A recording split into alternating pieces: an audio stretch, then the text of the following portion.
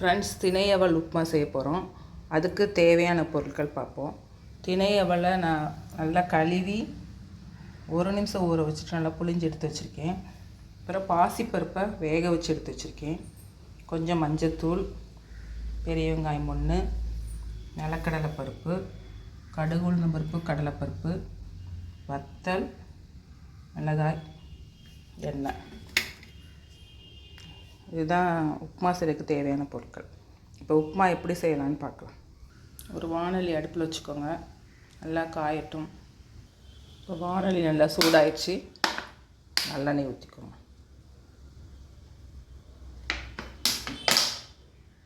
எண்ணெய் சூடாயிடுச்சு, கடுகு உளுந்த பருப்பு, கடலைப்பருப்பு சேர்த்துக்கோங்க.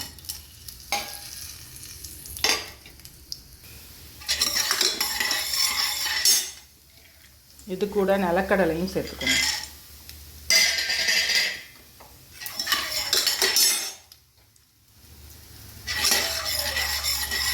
இதை நல்லா வறுத்துருங்க. இது நல்லா வறுபட்டுருச்சு. கட் பண்ண வெங்காயத்தை சேர்த்துக்கணும்.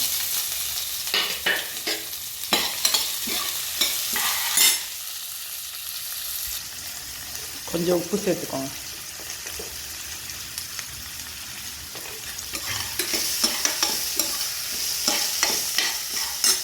வெங்காயம் ரொம்ப வதங்க வேண்டாம்.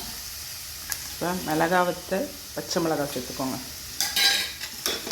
அதையும் சேர்த்து வதக்குங்க. கொஞ்சம் மஞ்சத்தூள் கலருக்கு, அதையும் சேர்த்து நல்லா வதக்குங்க.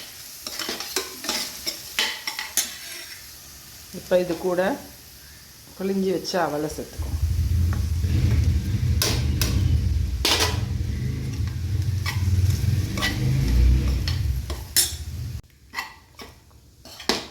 அவல் நல்லா மிக்ஸ் ஆகிடுச்சு. இப்போ வேக வச்ச பாசிப்பருப்பு சேர்த்துக்கோங்க. அதையும் சேர்த்து ரெண்டையும் சேர்த்து நல்லா மிக்ஸ் பண்ணுங்கள். இப்போ இதில் ஒரு அரை லெமனை புழிஞ்சு விட்ருங்க.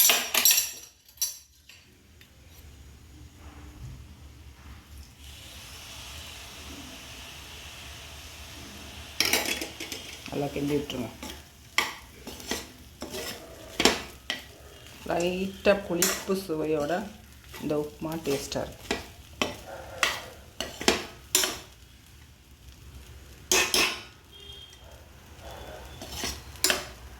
இப்போ உப்புமா ரெடி ஆயிடுச்சு.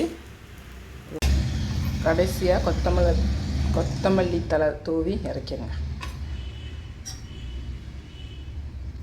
சுவையான பாசிப்பருப்பு தினை அவல் உப்புமா ரெடி. தேங்க்யூ.